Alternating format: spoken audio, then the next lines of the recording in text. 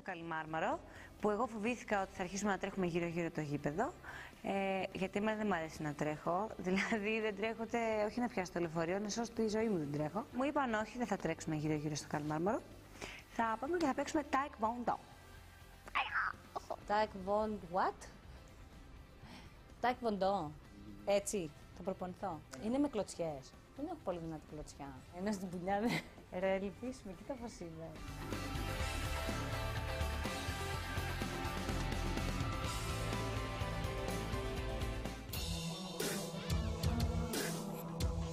Γεια σας. Γεια σας. Γεια σου, Λιδία, χάρηκα. Ο δάσκαλος. Είσαι ο δάσκαλος. Ναι.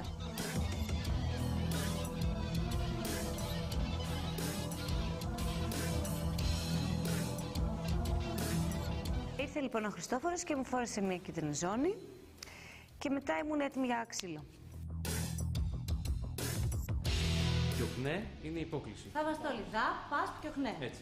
Ωραία. Πρώτη στάση, να πάθουμε την πρώτη στάση, λέγεται Τζούσουμ Σόγκι στάση. Στο κατάλογο Το άνοιγμα των νόμων. είναι.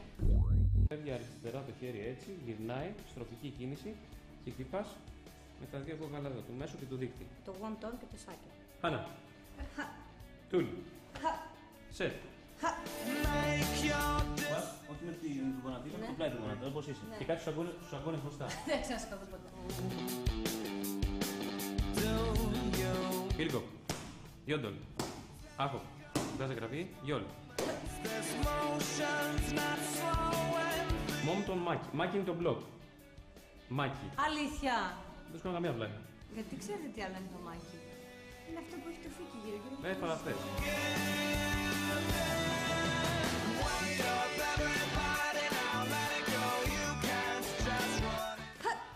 Μπράβο. Πάμε άλλο ένα μπλοκ τελευταίο. Είναι αρεμάκι. Είναι μπλοκ για τα πόδια. Άρε μάκι. Μάκι είναι... Ακριβώς.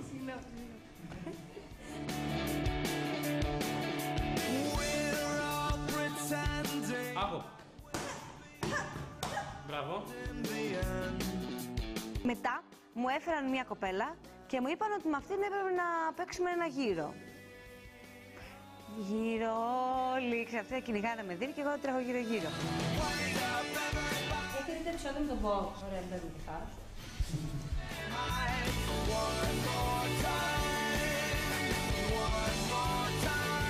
Γροθιές και κλωτσιές είναι ένας πόντος.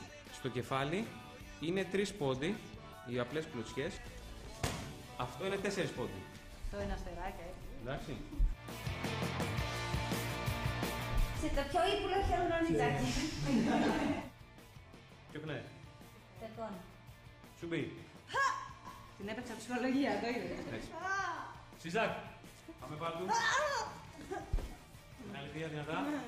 Πάμε, πάλι του. Μπράβο. Ναι, θα σε χτυπήσω. Πάμε. Έτσι, μπράβο, τη γραφή, τη γραφή.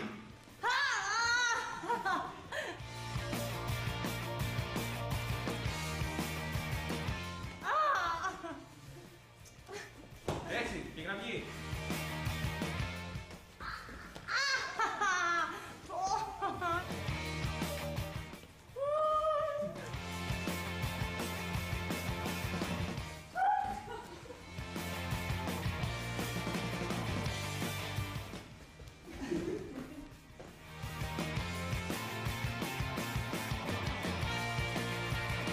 Γύρισε τον νικητή.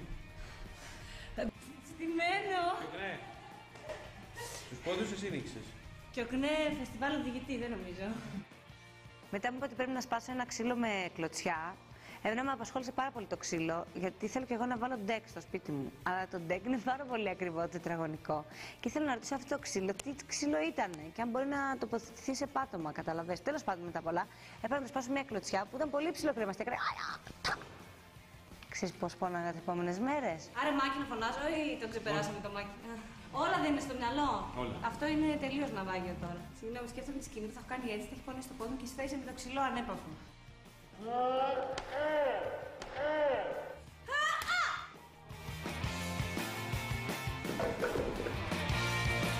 Πολύ δυνατή. Ναι, γενικότερα θεωρώ ότι τα κατάφερε μια χαρά. Πάλι με βγάλατε δρομένη και τα λοιπά, τουλάχιστον με ντεκολτέ αυτή τη φορά. Πιο δύσκολο μου φαινόταν να είμαι πάρα πολύ σοβαρή και συγκεντρωμένη όταν μου έλεγε ο δάσκαλος τα ονόματα, γιατί όλα μοιάζανε με φαγητό. Τσάριο. Κιοκνέ, τζούσουμ σόκι στάση. Το wonton και το σάκι. Μόμτον μάκι. Όλτον μάκι. Άρε μάκι. Τσάκι. Πολύ καλή στην τεχνική της για πρώτη φορά για πρώτο μάθημα. Έμαθε πολλά δηλαδή για αρχή. Και μπορεί να ασχοληθεί πολύ εύκολα με το άθλημα του ταϊκβοντό.